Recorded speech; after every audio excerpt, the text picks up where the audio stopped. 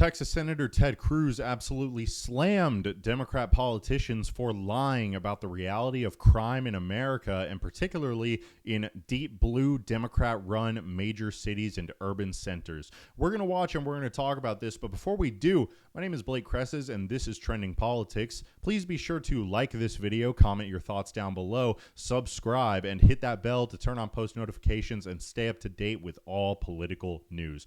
So Democrats have been doing this really interesting thing as of late. We're all more than familiar with their open and outward support for soft on crime policies, quote unquote restorative justice, and of course letting violent criminal repeat offenders, oftentimes like 10, 20, 30 time violent felons, out of prison back on the streets to continue committing crimes and terrorizing innocent American citizens. We're also familiar with their alliance with George Soros and his legion of radical left-wing district attorneys who oftentimes don't even prosecute crimes anymore in the major cities that they operate. We're familiar with all that.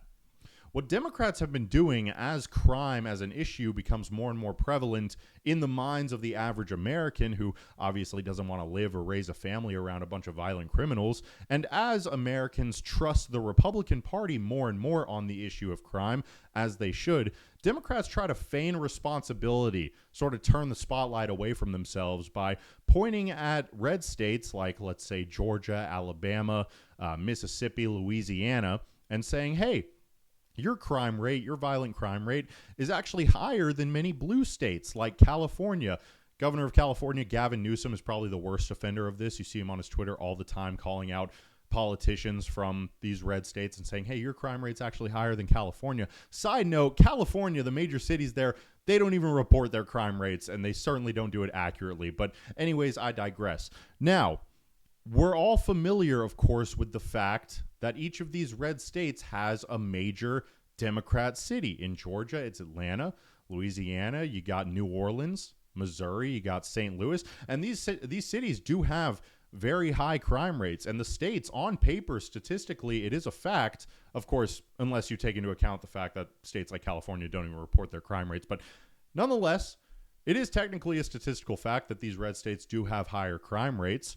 But it's also a fact that Roe v. Wade was overturned under the presidency of Joe Biden.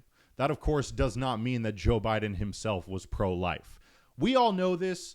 Democrats, all they can do is lie and gaslight, and they say it's because of these Republican states that the crime is so bad, when, of course, it is the Democrat urban centers run entirely by Democrats, Democrat mayors, Democrat city councils, Democrat district attorneys who let crime run rampant and do nothing about it. So we're going to watch Ted Cruz sort of dispel these lies from Democrat politicians like Cory Booker. Let's check it out. You know, it's clear from this hearing the Democrat talking points have come out. Both Senator Padilla and Senator Booker spent a great deal of time talking about, quote, red states. There's a reason they were talking about red states, because unfortunately most red states have blue cities. And that's where the crime is. If you want to look at in 2023, the large cities with the most homicides per 100,000 people, number one was New Orleans, Louisiana. Number two was Memphis, Tennessee. Number three was St. Louis City. Number four was Baltimore City. Number five was Washington, D.C. Democrat crime policies kill people. Soros DAs who let murderers out of jail kill people. When you don't prosecute violent criminals, innocent victims die. Right here in Washington, D.C., in 2012, murders in D.C. totaled fewer than 100. By 2023, murders had nearly tripled, 274 lives taken in a single year.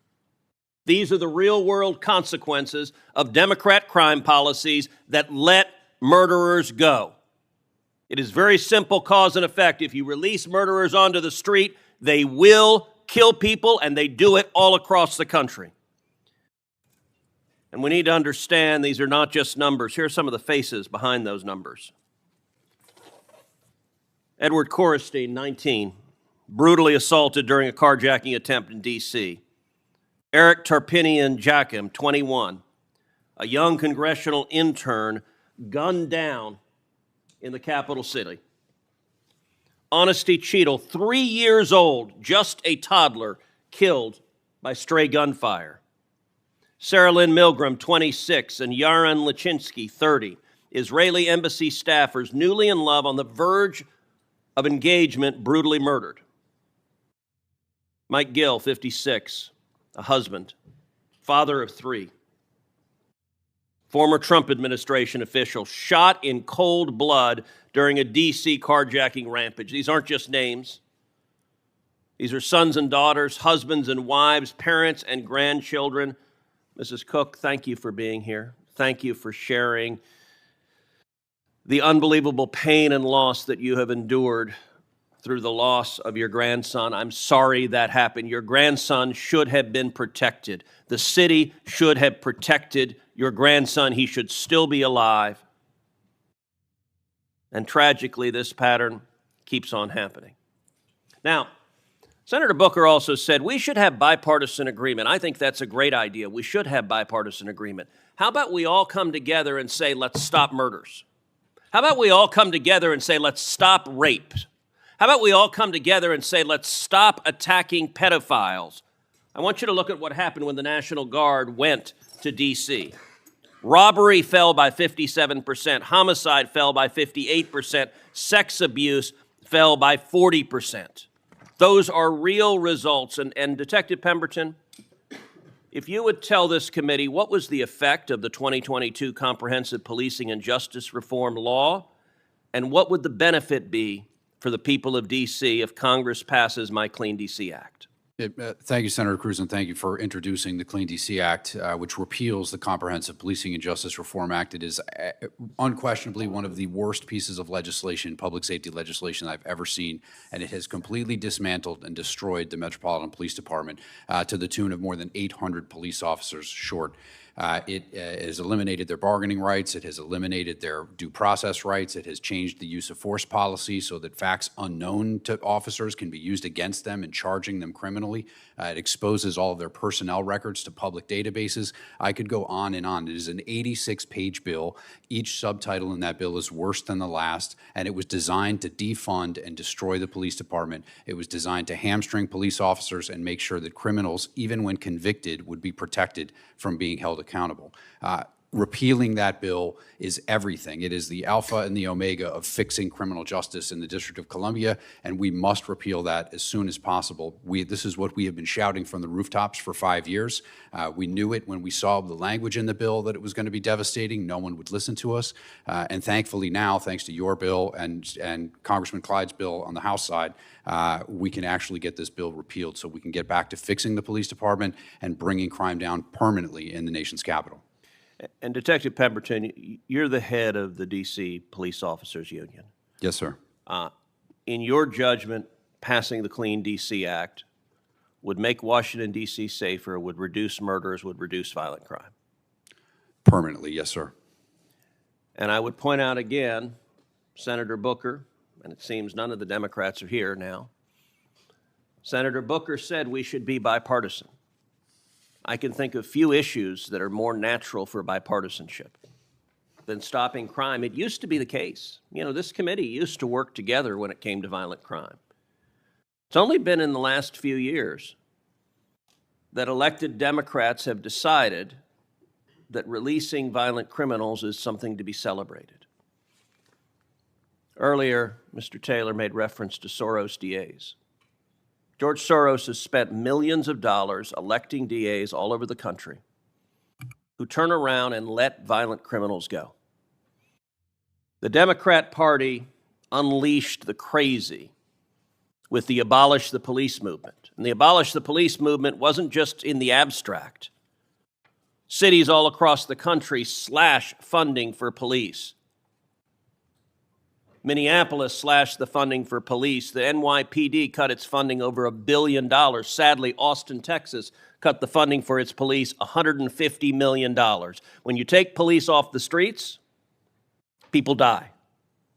There's a direct cause and effect, but there are two ways to abolish the police. One is going after the police themselves, which Democrats have decided that is their party position. But the second way you abolish the police is you put in place Soros DAs who just won't charge anyone. That means the police cannot do their job because when they arrest a murderer, a Soros DA turns around and lets them go. When they arrest a carjacker, a Soros DA turns around and lets them go. And for the life of me, I do not understand why Democrats are not celebrating the reduction in crime, go back to the reduction in crime in D.C., that we've seen with the guard on the ground. You should be cheering a 57% decrease in crime, robbery, a 58% decrease in homicide. There are people in D.C. alive because the guard is there, and not a single Democrat is saying, that's good. Not a single Democrat is saying, we're glad those people are alive. Instead, they're saying, take them off the street and let the murderers run free. Senator. That's not serving anybody. Well, I think you may have misspoke a little bit in the beginning there. I'm not going to talk about that. But other than that, excellent framing from Senator Cruz. We really need to just be blaming these people because it's totally true. The Democrat Party is complicit. They are accessories to murders.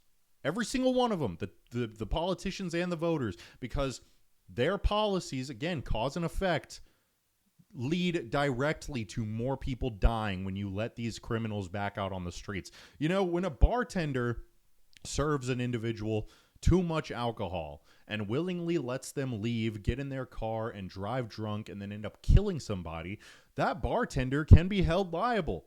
That bartender can face bad consequences.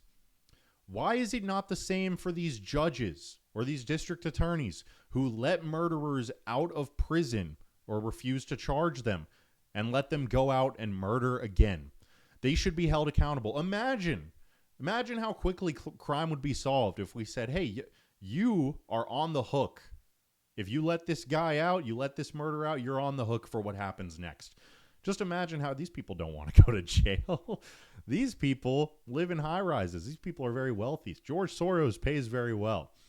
They don't want to give that all up. Of course, George Soros might stop funding them if they fail to let violent criminals out of prison, but I digress. Anyways, why do we not hold them accountable in the same way that we would a bartender? These people are complicit. The Democratic Party is complicit in crime everywhere.